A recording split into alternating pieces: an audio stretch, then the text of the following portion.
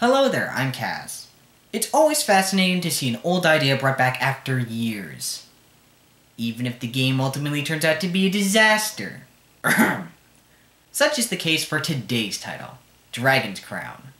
Originally conceived for the Dreamcast in 1998, Dragon's Crown was developed by Vanillaware, the studio most well known for Odin Sphere and Muramasa the Demon Blade. In fact, Dragon's Crown was originally conceived by George Kamatani, the founder of Vanillaware, as a Dreamcast title sometime after the production of Princess Crown, but partially due to their inability to find a publisher and the studio's focus on other projects, Dragon's Crown would not resurface until more recent years. And even then, the title still had trouble getting released, the main issue being once again finding a publisher.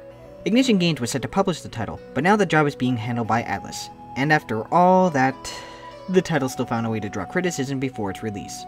The release date of 2012 set by Ignition Games was pushed back to 2013, and the rumored price point of $30 was nothing more than that, as it wouldn't allow the title to be profitable, and many were quick to respond by saying that it being a 2D brawler, that it wasn't worth a full retail release, a criticism that has been launched before the likes of Rayman Origins simply on the basis of 2D hand-drawn titles being worthy of nothing more than a digital release for $10 as opposed to the common gray-bound polygon-filled 8-hour retail releases of today, and daring to have color and creativity, even though Dragon's Crown is not being released for the regular price of $60. I'd be remiss if I didn't mention the other controversies surrounding the title's artistic choice, but we'll get back to that one later on. For now, let's take up arms for Dragon's Crown. The story does not matter. Look, the beat-em-up genre isn't exactly well known for its gripping narrative. Unless you're playing Guardian Heroes, the reason you're playing will not be because of the rich story to Dragon's Crown. Besides, even Guardian Heroes managed to screw that up. Bottom line, the story is there, onto what matters. Dragon's Crown is a beat-em-up that balances between modernizing the classic multiplayer brawler and paying homage to classic beat-em-ups of the past, most notably Capcom's Dungeons & Dragons series and Sega's Golden Axe series. You choose from 6 different classes, ranging from the powerful dwarf to the swift archer, each having their own unique abilities which can be further enhanced by the many skills. The skill system has a ton of options to choose from, some of which are exclusive to certain classes, while others are available for every class, all of which can be upgraded multiple times and help further flesh out each character along with their exclusive equipment. In addition, there are RPG elements that help add more depth to your character and their actions, like luck, intelligence, and the obligatory, you must be this level to wield this piece of equipment, but we're gonna give it to you anyway now because it looks pretty or something. Dragon's Crown also features a rather odd mechanic in which you interact with the environment with the second analog stick to find items and coins or open up chests. It's not exactly well fleshed out and can be really tedious searching for all the items, at least if you're the kind of person like myself who searches for the most minuscule thing in each level. Likewise, the runes you collect and use are difficult to activate in the heat of battle, but they can be helpful if you activate them in a difficult brawl. Now this being a beat-em-up, the point is to beat up as many enemies as possible while racking up a high score, preferably with a friend or 3, and Dragon's Crown more than delivers on that front. Combat is immensely satisfying as you pummel through hordes of enemies and crush weaker foes with a couple of powerful blows. At the same time, it also modernizes some of the design choices that become largely irrelevant for the beat-em-up genre in modern days. For example, how do you make your score relevant to a beat-em-up as opposed to an insignificant number? Why convert your score to XP, thus making the exploration of levels for items that are otherwise useless outside of extra lives have a point to them? It's little tweaks like that which make Dragon's Crown a more refreshing experience than many of the games it took inspiration from. Each of Dragon Crown's stages has a branching path to them, each having a different boss fight to accompany them. On that note, the boss battles are some of the best of any beat-em-up out there. While they're not all winners, cough red dragon cough, there's a great amount of creativity and variety to each boss fight. After defeating the boss of a given stage, you're given the option to either go back to town or continue on your adventure. Continuing on can result in getting better gear from chests, more gold, or a higher score, a choice which can be difficult when you're 8 stages in since your equipment can break and will have to be repaired. It creates a good risk and reward system between going through a massive amount of stages and getting an even more massive reward, or playing it safe and not running the risk of losing all your lives, gold, or health potions.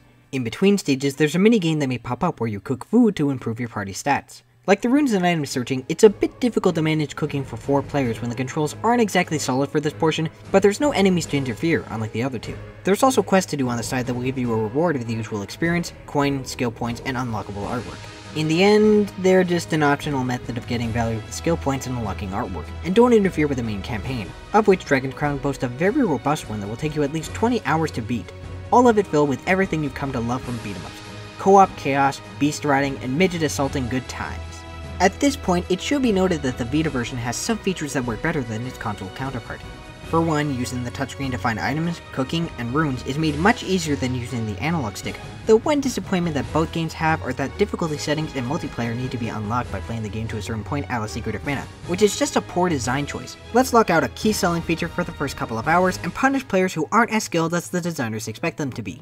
It actually reminds me a lot of Castle Crashers, which suffered from a lot of the same problems. Solo adventuring can drag on at times, multiplayer action quickly evolves from co-op to chaos, and a difficulty feature that can only be unlocked after beating the game. Unlike Castle Crushers, you'll likely be accompanied by NPCs that you can recruit by resurrecting them from bones as you explore each stage, which does help alleviate some of the more tedious battles. And like Castle Crushers, the sheer joy of beating up groups of enemies is amusing, and the boss fights so creative and epic that you're willing to overlook these flaws. And Dragon Crown's own mechanics set itself apart from many of its modern contemporaries while paying homage to the past. It's a perfect balance of new school refinement and old school arcade fun.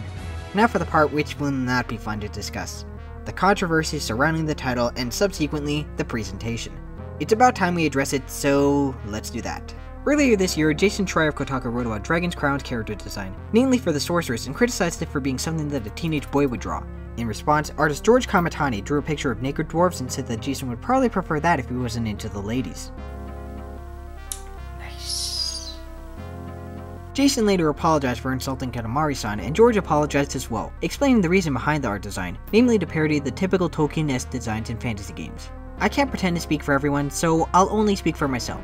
While I understand what Kamatani-san was going for with the exaggerated features and whatnot, I'm not a fan of the overall character art design. The Amazon in particular looking far too over-muscled to be anything more than severely misshapen, and the witch's bust size blurring the lines between caricature and self-parody without any sense of irony. However, putting aside artistic preferences, the actual artwork is Vanillaware's greatest yet. It is their first title to be in HD, and that detail shines through, with character animations given the utmost attention, and lavish backgrounds that are simply stunning, boasting multiple levels of depth. Even on the Vita's tiny screen, the detail is simply exquisite, though it should be noted that the Vita version does see slowdown on the occasion. The sound design has some great sound effects, and the music does its job, making each stage feel like an epic quest on a grandiose scale, though no tracks stick out or in your head after hours of play, with the exception of maybe the final boss's theme. As for the voice work, it's minimal in terms of variety, with the narrator doing most of the telling for the storytelling. He does a decent effort, but like the music accompanying it, it's not what one would describe as memorable. Bastion, this is not. The most memorable part of Dragon's Crown doesn't lie in any particular level design, but the design of the art for a given level, all of which are visual masterpieces. If this is what Vanillaware can deliver on their first high-definition experience, then keep your eyes open for what's in store next after taking a look at this gorgeous title. Dragon's Crown, be it for the PS3 or the Vita, is the summarization of everything you've come to love from a good old time in the arcades playing a beat 'em up with your friend, while modernizing aspects in order to provide a more refined and refreshing experience, earning an 8.5 out of 10. That's all for now. Until next time, game on, my friends. Hey, what about Shin Megami Tensei 4?